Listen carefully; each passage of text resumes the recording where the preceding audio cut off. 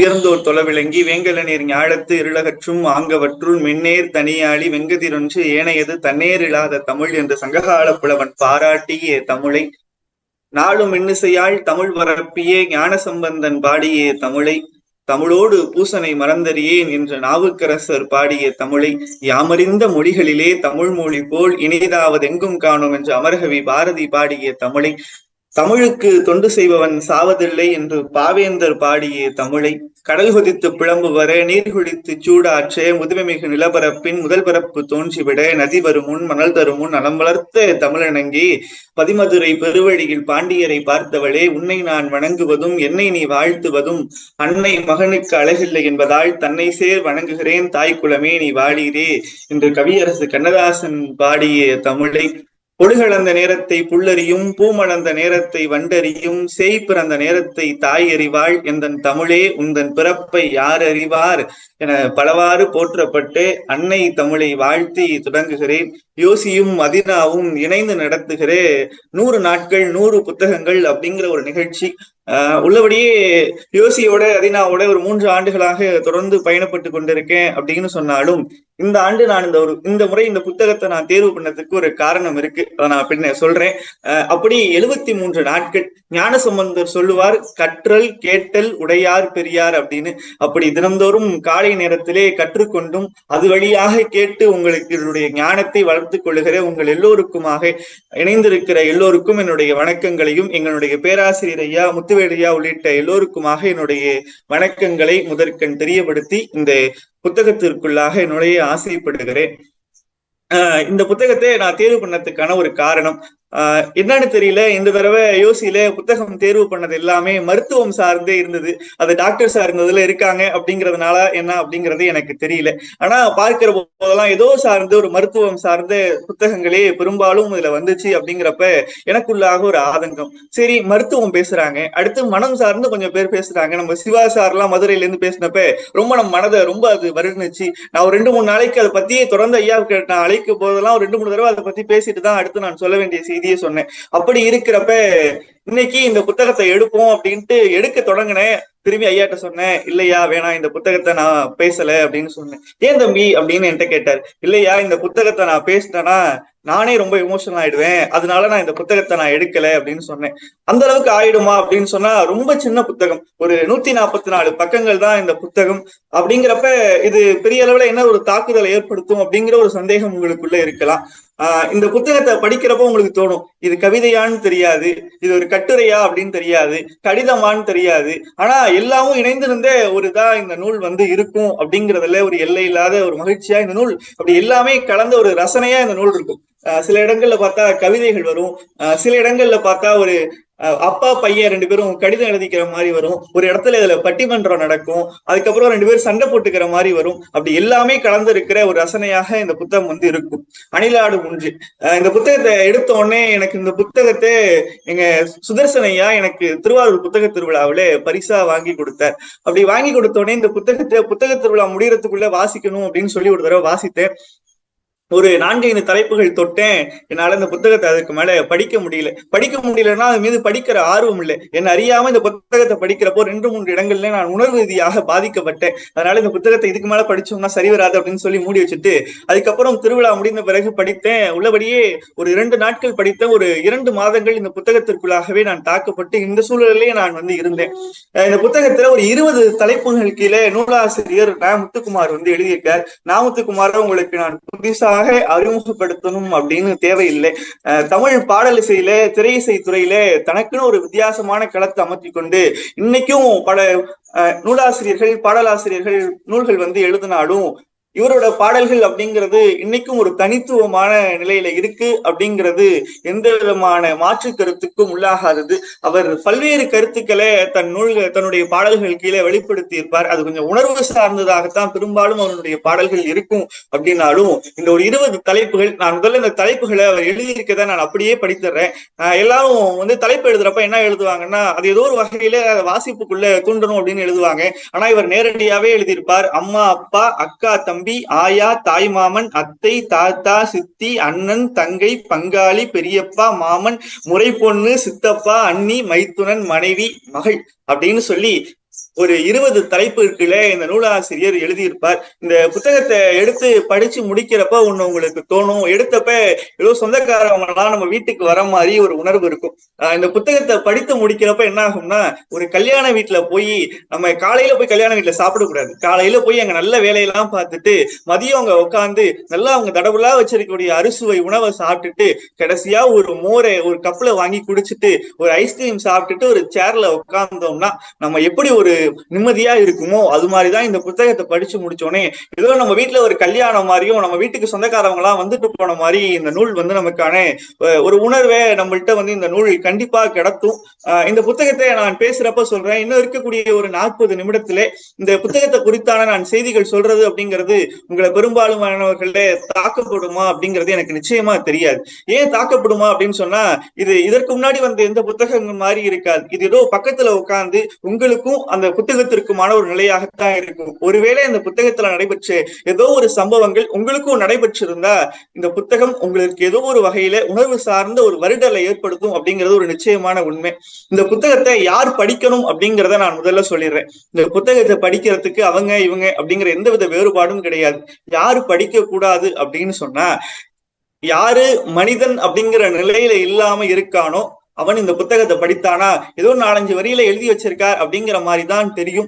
இந்த புத்தகத்தை மிக முக்கியமா யார் படிக்கணும் அப்படின்னு சொன்னா, குற்றங்கள் செய்து தவறுகள் செய்து சிறைச்சாலையில் அடைக்கப்படுபவர்கள் இந்த புத்தகத்தை படிச்சாங்க அப்படின்னு சொன்னா இவர்கள் வேலைக்கு கூட சொல்ல மாட்டார்கள். வீட்டிலேயே மனைவி மக்களோடு இருக்கக்கூடிய ஒரு நிலைக்கு இந்த புத்தகம் நிச்சயம் எடுத்து சொல்லும் அப்படிங்கிறதுல எனக்கு ரொம்ப அரிதமான ஒரு நம்பிக்கை. இந்த புத்தகத்திற்குள்ள நேரடியா நுழைகிறேன். இவ்வளவு நேரம் எடுத்துட்டு நேரடியா நுழையிறியா அப்படின்னு நினைக்காதீங்க. அதுல முதல்ல என்ன சொல்றாருன்னா, முற்காலங்கள்ல நாம் இருவர் நமக்கு இருவர் அப்படின்னு இருந்தாங்க. அதுக்கப்புறம் நாம் இருவர் நமக்கு ஒருவர் அப்படின்னு இருந்தாங்க. பிறகு நாமே இருவர் அப்படின்னு இருந்தாங்க. ஆனா இன்னைக்கு நாம் மட்டும் போதும் அப்படிங்கிற ஒரு காலத்துக்கு நம்முடைய வாழ்க்கை போயிட்டு அப்படின்னு சொல்லி முதல்ல வேதனையோட தான் அணிலாடு முன்றில முத்துக்குமார் எடுத்துட்டு போறார். அதுல ரொம்ப முக்கியமா சொல்றாரு, உறவுகள் அப்படிங்கிறது ஏதோ தேநீர் கடையில போய் ஒரு கோப்பை தேநீரை குடிச்சிட்டு வச்சுட்டு வர்றது மட்டும் உறவு இல்லை, அதை சார்ந்து ஒரு உணர்வு சார்ந்தது நம்முடைய உறவுகள் அப்படின்னு சொல்லி நூலாசிரியர் நம்ம நூலுக்குள்ளாக எடுத்து செல்லுகிறார். முதல்ல அவர் தன்னோட அம்மாவை பற்றியான ஒரு செய்திகளை சொல்றார். அவர் நாமுத்துக்குமார் அவர் அம்மா ரொம்ப இளம் வயசுலேயே அவங்க அம்மா இறந்துட்டாங்க. அதனால அம்மாவை பற்றி அவர் முழுமையாக அம்மாவை பார்த்ததில்லை. ஒரு 5 வயசு ஒரு பக்குவமும் முழுமையான அவர்களை பற்றியான தோற்ற உணர்வு அவர் இல்லாத வயசுலேயே அம்மாவை பரிந்துரைக்கிறார் முத்துக்குமார். ஒரு 6 வயசுல 1வது வகுப்புக்கு ஒரு பள்ளிக்கூடத்துல முத்துக்குமார் சேர்றார். சேர்ந்து அவர் பள்ளிக்கூடத்துக்கு போறார். அந்த வயசுல இந்த லஞ்ச் பாக்ஸ்ல சாப்பாடு கொடுத்து அனுப்புறது அப்படிங்கிறதே அந்த பசங்களுக்கு ஏதோ பிடிக்காத ஒரு காரியமா இருக்கும். எதெல்லாம் எனக்கு வேணாங்கிறானோ அதெல்லாம் அவங்க அம்மா அவளுக்கு விருப்பம், அந்த பிள்ளைக்கு நல்ல வளர்ச்சி அப்படின்னு சொல்லி கொடுத்து விடுறப்ப முத்துக்குமாருக்கு கீரை சாதம் பிடிக்காது. அந்த அனுபவங்கள் எல்லாருக்கும் இருந்திருக்கும். நமக்கு பிடிக்காத சாப்பாடை நம்ம அம்மா நமக்கு பிடிக்கும் அப்படின்னு சொல்லி கொடுத்து விடுறப்ப நாமுத்துக்குமாருக்கு அது மாதிரி ஒரு நாள் அவங்க அம்மா கீரை சாதத்தை கொடுத்து அனுப்பி வச்சிடுறாங்க. கீரை சாதத்தை கொடுத்து அனுப்பிறப்ப அது நாமுத்துக்குமாருக்கு தெரியல. மதியம் ஒரு 1 மணிக்கு உணவு இடைவேளை விடப்படுறப்ப அந்த லஞ்ச் பாக்ஸை திறந்து பார்க்கிறார். அங்க கீரை சாதம் அதை அப்படி எடுத்து அவர் தட்டுல கொட்டுறாரு. ஒரு கேக் மாதிரி அந்த கீரை சாதம் போய் விழுந்த உடனே இவருக்கு கோபம் தாங்கல. பக்கத்துல இருக்க பசங்க எல்லாம் அவர் கிண்டல் பண்றாங்க, உனக்கு கீரை சாதம் கொடுத்துட்டாங்க, இன்னைக்கு இதுதான் சாப்பிட்டு ஆகணும்னு சொல்லி அவர் ரொம்ப கோபத்தோட இருக்கிறாரு. இருந்து கொண்டே திருப்பி வீட்டுல போய் இன்னைக்கு அம்மாவை எப்படியாச்சும் திட்டணும் அப்படிங்கிற, அம்மாவோட சண்டை போடணும் அப்படிங்கிற ஒரு உணர்வோட வீட்டுக்கு நாமுத்துக்குமார் வரார். பார்த்தா வீட்டுல நிறைய பேர் ஒரே கூட்டமா இருக்கு. நம்ம வீட்டுல யாரும் வரமாட்டாங்களே, இவ்வளவு கூட்டம் இருக்கே அப்படின்னு சொல்லி நாமுத்துக்குமார் ரொம்ப ஒரு அதிர்ச்சியோட வீட்டுக்குள்ள போறார். வீட்டுக்குள்ள போனா நாமுத்துக்குமாருடைய அம்மா 1 வயது 1ஆம் வகுப்பு படிக்கிற போது 6 வயதான நாமுத்துக்குமாரனுடைய அம்மா இறந்துடுறாங்க. இறந்த உடனே அவரால் உணர்வுகளால கட்டுப்படுத்த முடியல. எல்லாரும் அழுகுறாங்க. அவரால் அது எப்படின்னு புரிஞ்சு கொள்ள முடியல. புரிஞ்சு கொண்டு இருக்கிறப்ப அவராலும் திரும்பி சாதகம் இல்லைங்கிற அந்த கோபத்தை தாண்டி அம்மா படுத்திருக்காங்க அப்படிங்கிறதோடதான் உணர்வு எழுதுறாரு. இந்த இடத்துல இறந்துட்டாங்க அப்படிங்கிறதுல எங்க அம்மா படுத்திருக்காங்க, அதற்கான சடங்குகள் எல்லாம் நடக்குதுங்கிறப்ப ரொம்ப அழுகுறப்ப பக்கத்து வீட்டுல இருந்த ஒரு மாமி அவருக்கு கரும்பு பிடிக்கும் அப்படின்னு சொல்லி ஒரு கரும்பை எடுத்துட்டு அவர்கிட்ட கொடுக்குறாங்க. அவரும் அந்த மதியம் சாப்பிடாத தாங்காத அந்த பசியிலே கரும்பை எடுத்து சாப்பிடுறாரு. அதற்கப்புறம் பதிவு பண்றாரு, எனக்கு கரும்புனா ரொம்ப பிடிக்கும். ஆனா அம்மா இறந்தப்ப அந்த கரும்பை சாப்பிட்டதுனாலே அதுக்கப்புறம் கரும்பு சாப்பிடுறப்பெல்லாம் எனக்கு ஒரு கசப்பு வந்தது அப்படின்னு அவர் சொல்றார். அப்ப அவர் எந்த அளவுக்கு அந்த வயசுலேயே ஒரு உணர்வு ரீதியாக பாதிக்கப்பட்டு இருந்து கொண்டு இப்படியாக ஒரு மிகப்பெரிய தமிழ் சமுதாயத்துல ஒரு பாடலாசிரியரா மாற முடியும். ஏன்னா சின்ன வயதிலேயே பெற்றோர் இழக்கிற போது அந்த குழந்தைகள் அடுத்த நிலைக்கு முன்னேறது அப்படிங்கிறதே ரொம்ப சிரமமா இருக்கிறப்ப எப்படி ஏற்பட்ட ஒரு மாற்றத்திற்கு உள்ளானார் அப்படிங்கறத ரொம்ப நாம் சிந்தித்து பார்க்கணும். இந்த நூல் முடிகிற வரைக்குமான ஒரு செய்தி சொல்றேன். எந்த இடத்திலுமோ அவர் கற்பனையாகவோ ஏதோ இந்த நூல் 4-5 அவருக்கு மகிழ்ச்சி தரணும் அப்படின்னு சொல்லி தோரணங்கட்டுற மாதிரி செய்தி சொல்லல. எல்லாமே அவர் வாழ்வில நடந்த செய்திகளை அப்படியே பதிவு செய்யறார். அதுக்கப்புறம் சொல்றார், எங்க அம்மாவோட முகம் எனக்கு தெரியல, சின்ன வயசுலயே மறைஞ்சு போயிட்டாங்க. இந்த செலஸ்கோப்ல நம்ம பாக்குறப்ப எப்படி உருவங்கள் மாறி மாறி தெரியுமோ அது மாதிரி அம்மா மாறி மாறி தெரிகிறாங்க அப்படின்னு சொல்றார். ஒரு நாள் நள்ளிரவு ஒரு 3 மணிக்கு தூங்கி கொண்டிருக்கிறப்ப எப்போதும் வராத அம்மா கனவுல ஒரு நாள் வராங்க. வந்த உடனே ஒரு புன்னகை சிரிப்பு சிரிக்கிறாங்க. அம்மாவை போய் கட்டி பிடிச்சிருவோம் அப்படின்னு சொல்லி அம்மா கிட்டக்க போறாரு. போன உடனே அம்மா கனவுல இருந்து மறைந்துடுறாங்க. மறைஞ்ச உடனே ஏந்திரிச்சு பாக்குறார். நள்ளிரவு 3 3:30 இருக்கு. 3:30 இருக்கிறப்ப அவர் எடுத்துக்கொண்டு இதற்கப்புறம் பக்கத்துல பார்த்தா அவரோட மனைவியும் மகன் ஆதவும் தூங்கி கொண்டு இருக்கிறான். அவங்களை எழுப்ப வேணாம் அப்படின்னு சொல்லிட்டு எதிர்த்தாப்புல போய், இதுதான் நாமுத்துக்குமார் அப்படிங்கிறவர். சில பேர் நம்ம கெட்ட பழக்கங்கள் என்ன இருக்கோ அதை வெளியில சொல்ல மாட்டோம். ஆனா நாமுத்துக்குமார் பல இடங்கள் அதை நேரடியாவே இந்த நூல்ல பதிவு செஞ்சிருப்பார். நான் எதிர்த்தாப்புல வாட்ச்மேன் ஒருத்தவர் இருந்தாரு எதிர்த்த காலனில. அவர் அங்க உட்கார்ந்து மஸ்கில தலையில துணி கட்டி கொண்டு தூங்கி கொண்டிருந்தார். நாற்காலியில உட்கார்ந்தபடியே நான் அவருக்கு எதிர்புறமாக நின்று கொண்டு சிகரெட் பத்த வைத்துக் கொண்டு என் அம்மாவினுடைய அலைவரிசையோடு நான் பயணப்பட்டு கொண்டிருந்தேன் அப்படின்னு சொல்றப்ப, ஒரு சின்ன வயசுல ஒரு எழுத்தாளன் அப்படிங்கிறத தாண்டி ஒரு குழந்தை எந்த அளவுக்கு தாக்கப்பட்டு இருந்தா ஒரு 50-40 வயசுல அதை பதிவு பண்ணுவார் அப்படிங்கிறது ஒரு உணர்வு ரீதியாக எனக்குள்ளாக தனித்துவமாக எடுத்து சென்றது. அதுக்கப்புறம் நாமுத்துக்குமார் அப்பாவை பத்தி எழுதுறார். இந்த இடத்துல இது இங்க இருக்கிற ஒருத்தவருக்கு நான் பொருந்தும் அப்படிங்கிற ஒரு நம்பிக்கையோட சொல்றேன். நாமுத்துக்குமார் அப்படிங்கிறவர் அவரோட அப்பாவை பத்தி சொல்றப்ப, என்னோட அப்பா தீவிர புத்தக வாசிப்பாளர். அவர் நாள்தோறும் நாட்குறிப்புகள் எழுதுவார். அதையும் தாண்டி சொல்றார், புத்தகம் வாங்கணும்னா கடன் வாங்கி கூட புத்தகம் வாங்குவார். கடனா புத்தகம் வாங்குறது இல்ல, கடனா காசை வாங்கி கூட புத்தகம் வாங்குவார் அப்படின்னு சொல்லி நிறைய நூலகங்கள்ல நான் மெம்பரா இருந்தார் அப்படின்னு சொல்லி கொண்டு, நல்ல வேலை அவர் அப்பாவே சொல்லுவாராம், நல்ல வேலை எனக்கு தமிழ் மொழி மட்டும்தான் தெரியும், வேற ஏதாவது மொழியில தெரிஞ்சிருந்தா அதற்கு புத்தகம் வாங்கணும்னு சொல்லி நம்ம நடுரோட்ல தான் நின்றுப்போம் அப்படின்னு இந்த இடத்துல அவர் சொல்றார். அப்படி சொல்றப்பே அவங்க அப்பா திருப்பி சொல்றாரா, பரவாயில்ல இந்த புத்தகங்கள்லாம் இருக்கு அப்படிங்கிறப்ப உனக்கு ஏதோ ஒரு வகையில அடுத்த வகையில வாழ்க்கைக்கு வழிகாட்டும் அப்படிங்கிறத சொல்லிக்கொண்டு அடுத்த ஒரு இடத்துக்கு போறார். இது பலருக்கும் இது ஒரு உணர்வு ரீதியாக இருக்கும் அப்படிங்கிற ஒரு நம்பிக்கையோட நான் சொல்றேன். நான் சின்ன பிள்ளையில இருக்கிறப்ப எங்க அப்பா சைக்கிள் ஓட்ட சொல்லி கொடுத்தாரு. சைக்கிள் ஓட்ட சொல்லி கொடுத்தப்ப சைக்கிள் ஓட்டுறப்ப நான் முன்னாடி உட்கார்ந்துட்டு பெடல் மிதிப்பேன், பின்னாடி உட்கார்ந்து எங்க அப்பா சைக்கிளை பிடிச்சு கொண்டே ஓடுவார். அவர் பிடிச்சிருப்பார் அப்படிங்கிற ஒரு நம்பிக்கையிலே போவேன், திடீர்னு கையை விட்டுருவார். அது மாதிரிதான் எனக்கு இன்னைய வரைக்கும் எங்க அப்பா என்னை பிடிச்சு கொண்டிருக்கார் அப்படிங்கிற ஒரு உணர்வோட நான் செல்றேன் அப்படின்னு சொல்லி இந்த இடத்துல நாமுத்துக்குமார் பதிவு பண்ணி அடுத்த ஒரு இடத்துக்கு நம்மளை அழைச்சிட்டு போறார். அந்த வயசு அப்படிங்கிறது அவர் கல்லூரி படித்து கொண்டிருந்த காலம். அந்த காலத்துல என்ன ஆகுதுன்னா, கல்லூரியை ஒரு நாள் கட்டு அடிச்சுட்டு அவர் எங்க போறாரு அப்படின்னு சொன்னா படம் பார்க்க திரையரங்கத்திற்கு போறார். திரையரங்கத்துல போய் படம் பார்க்கிறார். அது எப்படின்னா, கட்டடிக்கிறப்ப மதியம் இன்டர்வல் பிரேக்ல வெளில வர மாட்டாங்க. இன்டர்வல்ல வராம படத்தை திரையரங்க விட்டு எல்லாரும் வெளியே போனப்ப அதுக்கப்புறம் தான் வரப்ப என்ன ஆயிடுதுன்னா, நண்பன் பார்த்துட்டு சொல்றான், டேய் உங்க அப்பா நிக்கிறாங்கடா அப்படின்னு சொன்ன உடனே எதிர்த்தாப்புல பார்த்தா அவங்க அப்பா நிக்கிறார். அவங்க அப்பாவினுடைய கண்களும் இவருடைய கண்களும் பார்த்து கொண்டன அப்படிங்கிற ஒரு பயத்தோட நாமுத்துக்குமார் வீட்டுக்கு வேக வேகமா சைக்கிள் எடுத்துட்டு ஒடியாடுறப்ப இந்த இடத்துல பதிவு பண்றாரு, எங்க அப்பாவினுடைய கண்கள் என்னை பார்த்து கொண்டன, என்னுடைய கண்கள் அப்பாவின் கண்களை பார்த்து கொண்டன, ஆனால் இருவரும் சந்தித்து கொண்டோமா அப்படிங்கிறது எனக்கு தெரியல அப்படின்னு சொல்லிட்டு வீட்டுக்கு வரார். வீட்டுக்கு வந்துட்டு மாலை நேரம் ஆயிடுது. அப்பா தினமும் லேட்டா தான் வருவாங்க. அப்பா வந்த பிறகு பேசிக்கிட்டு இருக்க அப்பாவோடு கலந்துரையாடி கொண்டிருக்கிற நாமுத்துக்குமார் வேக வேகமா சாப்பிட்டுட்டு அப்பா வரத்துக்குள்ள தூங்கிடுவோம் அப்படிங்கிற மாதிரி கண்ணை மூடிக்கொண்டு படுத்து கொண்டேன் அப்படின்னு சொல்றார். அடுத்த நாள் காலை விடிந்தது. நாமுத்துக்குமாருக்கு அவரை அறியாத ஒரு பயம், ஒருவேளை அப்பா நம்மளை பார்த்திருப்பாங்களோ அப்படிங்கிற ஒரு பயமும், நம்மளை இன்னைக்கு கண்டிப்பா ஏதோ ஒண்ணு பெருசா பண்ண போறார் அப்படிங்கிற ஒரு மிகப்பெரிய பயத்தோட நாமுத்துக்குமார் இருக்கிறப்ப காலையில அவங்க அப்பா வந்து அவர்கிட்ட தினமும் 5 ரூபாய் ஒரு நாள் செலவுக்கு காசுன்னு கொடுக்கக்கூடிய அவங்க அப்பா, இந்தாப்பா 10 ரூபா வச்சு இந்தாப்பா அப்படின்னு சொல்லி இன்னொரு 5 ரூபாய் எக்ஸ்ட்ராவா கொடுக்குறாரு. ஏன்பா 10 ரூபா அப்படின்னு நாமுத்துக்குமார் கேட்க, அதற்கு அவர் சொல்றாரு, இல்ல இல்லப்பா, காலேஜ் படிக்கிற படத்துக்கு இடத்துக்கு போக வேண்டியதா இருக்கும் அப்படின்னு சொன்ன உடனே இந்த இடத்துல நாமுத்துக்குமார் சொல்றார், என் அப்பா என்னை திட்டி இருந்தால் கூட நான் அடுத்த முறை அப்பாவிற்கே தெரியாமல் திரையரங்கில் போய் படம் பார்த்திருப்பேன்.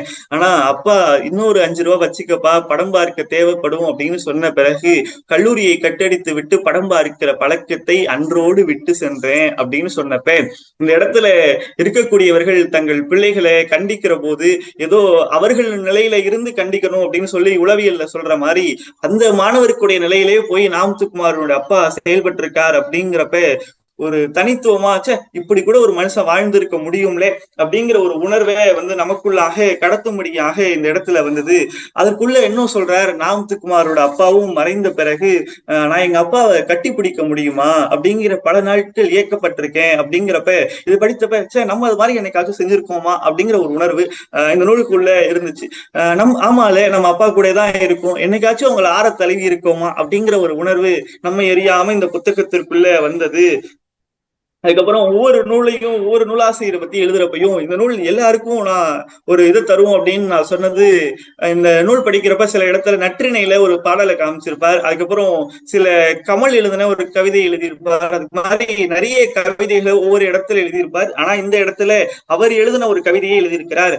அப்பா, இப்போதும் சொல்கிறேன், நான் படித்த புத்தகங்களிலேயே உன் அனுபவம் தான் சிறந்த புத்தகம் அப்படின்னு சொல்லி இந்த அப்பா அப்படிங்கிற ஒரு தலைப்பை வந்து நாமத்துக்குமார் நிறைவாக்கி கொண்டு அடுத்து அக்கா அப்படிங்கிற ஒரு கதாபாத்திரத்துக்குள்ளாக நாமத்துக்குமார் பயணப்படுறார்.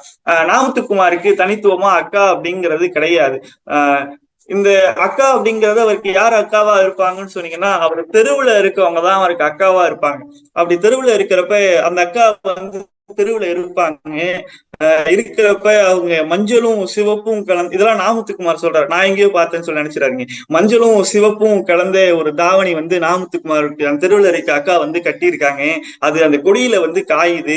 அந்த கொடியில அது காயிறப்ப அதை ஒவ்வொரு நாளும் பார்த்து விட்டு அப்படி செல்ற அவருடைய முகங்கள். கோலப்பொடியில அந்த அக்கா கோலம் போடுவாங்க. கோலம் போட்ட பிறகு அந்த கோலத்துல இருக்க கோலப்பொடியை எடுக்க வரக்கூடிய எறும்புகள். அதுக்கப்புறம் ரேடியோல அந்த அக்காக்கள் வந்து பாட்டு கேட்டுக்கிட்டு அந்த பாட்டுக்கு அவங்களுக்கு தெரியாத ஒரு முணுமுணுக்குள்ளே பாடல் பாடக்கூடிய அக்காக்கள். அவர்கள் இன்னும் கொஞ்ச காலங்கள் தான் நம்மளோடு இருப்பாங்க, ஏதோ ஒரு வீட்டுக்கு விருந்தாடியா போயிடுவாங்க அப்படிங்கிற அந்த உணர்வை அந்த எறும்புகளுக்கும் காய்ந்து கொண்டு இருக்கிற அந்த கொடிகளுக்கும் நான் எப்படி சொல்லுவேன் அப்படின்னு சொல்லி அந்த அக்காக்கள் எல்லாம் திரும்பி நம்ம கூட இருக்க மாட்டாங்கல்ல, நம்மளை எப்போதும் அரவணைக்க மாட்டாங்களே அப்படிங்கிற தனக்கு அக்கா இல்லை அப்படிங்கிற ஒரு ஏக்கத்தை நூலாசிரியர் வந்து சொல்லி அதற்கப்புறம் எடுத்துட்டு போறார். நாமத்துக்குமார் திருப்பி இதே இடத்துல பதிவு பண்றார், எனக்கு சிகரெட் குடிச்சுக்கிட்டு இருந்தேன் ஒரு நாள், ஒரு திருமண மண்டபத்திற்கு எதிரில இருந்தே ஒரு டீ கடையில சிகரெட் குடிச்சுக்கிட்டு இருந்தப்ப என்ன ஆச்சுன்னா, ஏன் அக்கா இல்ல, என் ஃப்ரெண்டோட அக்கா. அந்த அக்கா அந்த வழியா போனாங்க, அவங்க பாத்துட்டாங்களோ பாக்கலையோன்னு டம் போட்டுக்கிட்டு இருந்தேன்னா அதை எடுத்து மறைச்சிட்டு அவங்க நவுந்த பிறகு காலில் வச்சு அணைச்சிட்டேன். ஆனா அந்த அக்கா அதை பாத்துட்டாங்க. திருப்பி என் ஃப்ரெண்டு வீட்டுக்கு நான் அவனை பார்க்க போனப்ப எப்போதும் என்னடா பண்ற, எப்படி இருக்க, நல்லா படிக்கிறியா, சாப்பிடுறியான்னு கேட்கிற அக்கா இன்னைக்கு என்கிட்ட பேசல அப்படின்னோடனே என் உணர்வுகள் எல்லாம் இறந்து போனேன். அதுக்கப்புறம் அந்த அக்கா என்னை அழைச்சிட்டு போய் சர்ச்சில் வச்சு நீ இனிமே சிகரெட் குடிக்க மாட்டேன்னு சொல்லி எனக்கு சத்தியம் பண்ணி கொடு அப்படின்னு சொல்லி சத்தியம் கேட்டு வாங்கினாங்க. அதுக்கப்புறம் தான் நான் இந்த சிகரெட் குடிக்கிறத நிப்பாட்டுறேன் அப்படிங்கிறத சொன்ன பிறகுதான் அந்த அக்கா என்கிட்ட பேசுனாங்க அப்படின்னு சொன்னப்ப, மனித வாழ்வுல நம்ம கூட பிறந்திருந்த இரத்த சொந்தங்களாக இருப்பவர்கள் மட்டும்தான் நமக்கு முக்கியம் அப்படிங்கிறத தாண்டி இவர்களை போன்றவர்களும் நமக்கு தேவை அப்படிங்கிற ஒரு உணர்வு. பக்கத்து வீட்டுல ஈர்த்த வீட்டுல இருக்கவங்களும் நமக்கு ரொம்ப முக்கியமானவங்க. நமக்கு ஏதோ ஒரு தேவை அப்படின்னா வேற யாரோ வர்றதுக்கு முன்னாடி நமக்கு உணர்வாலோ உடலாலோ இல்லாவிட்டாலும் நம் மனதால் இணைந்திருக்கிற அக்கம் பக்கத்தினர் நமக்கு இணக்கமான தேவைகள் அப்படின்னு சொல்லி அக்கா அப்படிங்கிற ஒரு கதாபாத்திரத்தை கொண்டு போறார். நான் எந்த இடத்துலயும் இந்த நூல்ல இருக்கிறது அப்படியே சொல்லிட்டேனா அப்படிங்கிறது இல்லை. ஒரு தேன் கூட்டுல இருக்கிற ஒரு டப்பால இருக்கிற தேன்ல ஒரு சொட்டை எடுக்கிற மாதிரிதான் எனக்கு ரொம்ப பிடித்த மாணவிகளை மட்டும் இந்த உரையில நான் கொண்டு வந்திருக்கேன் அப்படிங்கறத சொல்லி இன்னும் நூலாசிரியர் இதுல நிறைய எழுதியிருக்கார் அப்படிங்கிறதையும் நான் சொல்லிக்கிறேன். அதுக்கடுத்து தம்பி அப்படிங்கிற ஒரு கதாபாத்திரத்துக்கு வரார்.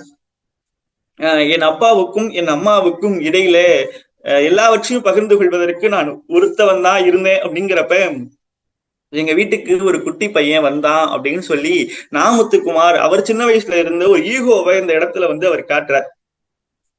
ஈகோவை கொண்டு வர்றது மட்டும் இல்லை, அவனை சின்னவன் சின்னவன் சின்னவன்னு சொல்லி அவனுக்குள்ள இருக்கக்கூடிய ஒரு ஈகோவையும் நீங்க வளர்த்து வர்றதுக்கு அந்த பழக்கம் ரொம்ப முக்கியமா வந்தது அப்படின்னு சொல்லி நாமுத்துக்குமார் கொண்டு போறார்.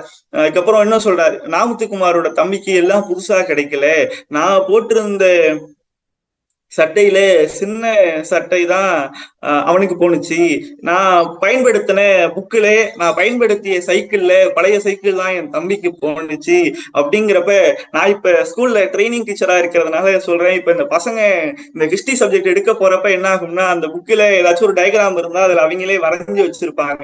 அது மாதிரி நான் வரைஞ்சு வச்சிருந்தேன். நானும் என்னோட அக்காவும் ஒவ்வொரு தலைவர்களுக்கும் மீசையை முறுக்கி விட்டு அவருக்கு பட்டையை போட்டு விட்டு நாமம் போட்டு அப்படிதான் நான் தலைவர்களோட புத்தகங்கள்ல என்னுடைய கிரியேட்டிவிட்டியை காமிச்சிருந்தேன்.